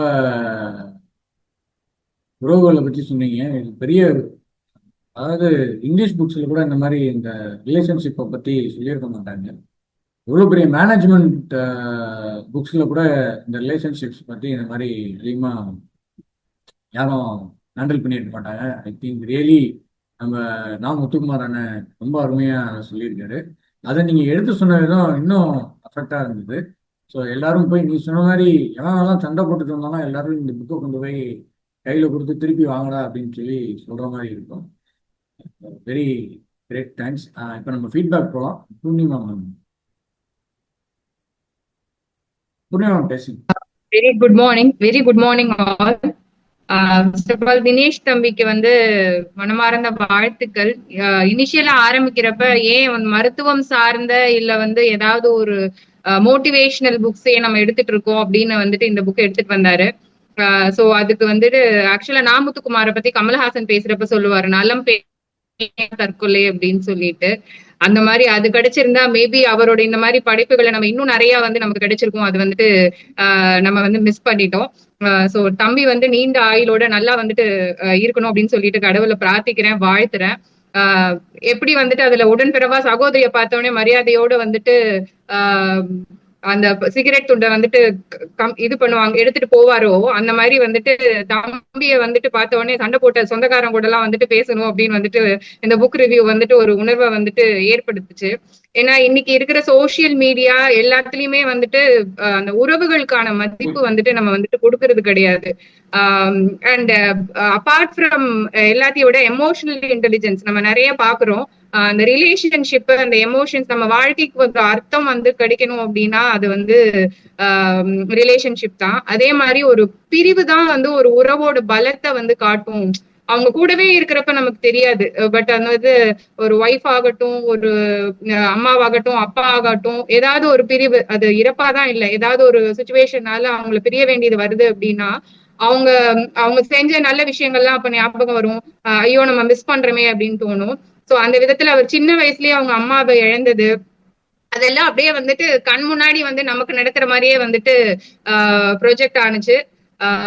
அதனால ரொம்ப தேங்க்ஸ். இன்னைக்கு மார்னிங் இந்த சின்ன வயசுல இவ்வளோ எமோஷனலா இவ்வளோ கண்டிப்பா வந்துட்டு மேரேஜ் ஆயிடுச்சான்னு தெரியல உங்களுக்கு, உங்களோட ஒய்ஃப் வந்து ரொம்ப கிஃப்டட். இந்த ஒரு இப்படி ஒரு எமோஷனலான ஸ்டேபிள் அண்ட் எமோஷனலி கனெக்டட் பர்சனை வந்துட்டு ஹஸ்பண்டா கொடுத்து வச்சிருக்க, அவங்க வந்து கொடுத்து வச்சிருக்கணும்.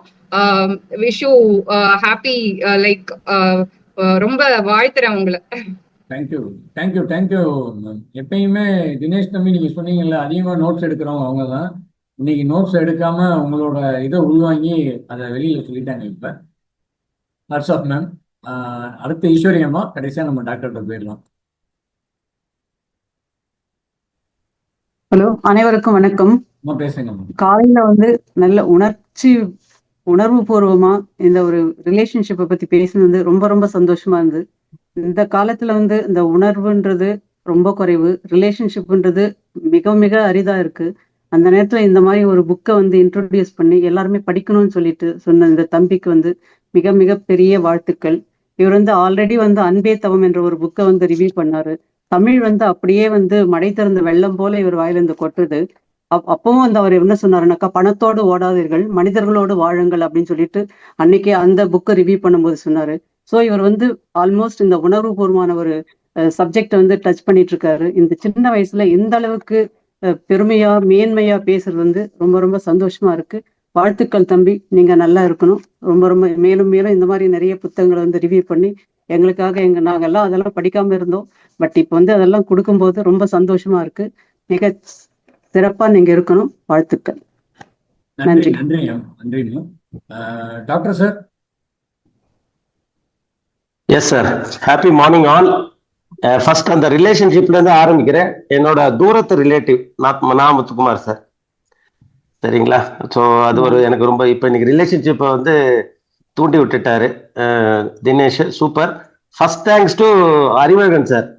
ஏன்னா நீங்க பாத்தீங்களா என்னன்னு தெரியல, அவர் 4 இடத்த மாத்தினாரு எங்கேருந்து பேசணும்னு. ஏன்னா ஃபர்ஸ்ட் அதுக்கு முன்னாடி புக்கு படிக்கும்போது அது எக்கோ வந்தது. அதெல்லாம் டெஸ்ட் பண்ணிட்டு அறிவழகன் சார் வந்து கரெக்டான இடத்துல உட்கார வச்சாரு. ஏன்னா அந்த ஃப்ளோ கட் ஆயிடக்கூடாது. ஸோ அந்த ஃப்ளோல என்னன்னு கேட்டீங்கன்னா, ஒரு சில 2 ரிலேஷன்ஷிப்ல ஆக்சுவலா கண்ணில் தண்ணி வந்துருச்சு. ஒன்று அப்பா, ஒன்னொன்னு ஒய்ஃப். அப்போ அவ்வளோ அழகா அந்த ரிலேஷன்ஷிப்பை சொல்றது இருக்கு. புக்கு படிக்கிறது வேற, புக்ல இருந்து சொல்ற விதம் வேற. அவ்வளோ அழகா சொன்னாரு. சூப்பர். அண்ட் இந்த டாக்டர்ஸ் டச்சுக்காக அவர் கேட்டார், நான் அதை சொல்லிடுறேன். பாதி நோய் வர்றதும் ரிலேஷன்ஷிப்பால தான், முழு நோய் குணமாகறதும் ரிலேஷன்ஷிப்பால தான். அப்ப அந்த கமலஹாசன் படத்துல பாத்தீங்கன்னா, கட்டி பிடிச்சி ஒரு முத்தம் கொடுத்தாலே எல்லா நோயும் பிறந்துடும். ஸோ அந்த relationship plays a big role in உங்களோட டிசீஸ் இது. ஸோ நோய்கள் பறக்கணும்னா ரிலேஷன்ஷிப்போட இருக்கிறது தான் பெஸ்ட் சார். தனிமைன்றது வந்து நிறைய இப்போ ப்ராப்ளம் ஆகுது. அப்போ relationship plays a big role. Thank you Dinesh. சூப்பரா வித் இமோஷன்ஸ் சொன்னீங்க. சூப்பர். Thank you doctor. மீண்டும் யாருமே ஆஸ்பத்திரிக்கு வராதீங்க அப்படிங்கிறத வந்து ஹைலைட் பண்ணி சொல்லியிருக்கீங்க. மாத்திரை இல்லாம உறவுகள் மூலியமா ஆஸ்பத்திரிக்கு வராதீங்கன்னு சொல்றீங்க. Thank you doctor. மில்லராஜ் சார், கொஞ்சம் ஷார்ட் அண்ட் ஸ்வீட்டா கொஞ்சம் முடிச்சிருங்க. டைம் ஆல்ரெடி கொஞ்சம் ஷார்ட். தினேஷ் தம்பிக்கு என்னோட மிகப்பெரிய வாழ்த்துக்கள். ஏன்னா நம்ம போயிட்டு இருந்த ஒரு டிஃப்ரெண்ட் ஃப்ளேவர். இன்னைக்கு நான் ஒரு பேசுனது வந்து அந்த ஹியூமன் ரிலேஷன்ஷிப் பத்தி. அவங்க முத்துக்குமாரோட அப்பா அம்மா வந்து இவர் ஒரு 6 இயர்ஸ் இருக்கும் போதே இறந்துட்டாங்க அப்படின்னா, அது எவ்வளோ அம்மா இல்லைன்னா எவ்வளோ ஒரு லவ் அண்ட் அஃபெக்ஷன்ஸ் பாதிச்சிருப்பாரு. அவருக்கு தேவையானதெல்லாம் என்ன அம்மா எப்படி கொடுத்துருப்பாங்கன்னு தெரியல. என்னுடைய அம்மா வந்து நான் கல்யாணம் ஆகி எனக்கு பசங்கள்லாம் பிறந்ததுக்கு அப்புறம் கூட ஒரு பாஸ்ட் 5 இயர்ஸ்க்கு முன்னாடி இறந்துட்டாங்க. எனக்கு ஒரு 45-46 வயசு இருக்கும்போது இறந்துட்டாங்க. அதுவே என்னால் வந்து ஜீர்ணிச்சுக்க முடியல. அந்த உணர்வு எப்படி இருக்குன்னு தெரியல. அதே மாதிரி அப்பாவும் அப்படிதான். அந்த சோகம் வந்து அவ்வளவு சீக்கிரம் வந்து அந்த ரிலேஷன்ஷிப் வராது. என்ன உன்னையும் அப்பா அம்மாவும் எப்படி கண்ணு முன்னாடி காட்டிட்டார். ரொம்ப தேங்க்ஸ். Perfect sir. தினேஷ் தம்பி எமோஷனலாக டச் பண்ணிட்டீங்க. அருமையான புக் ரிவ்யூக்கு ரொம்ப நன்றி.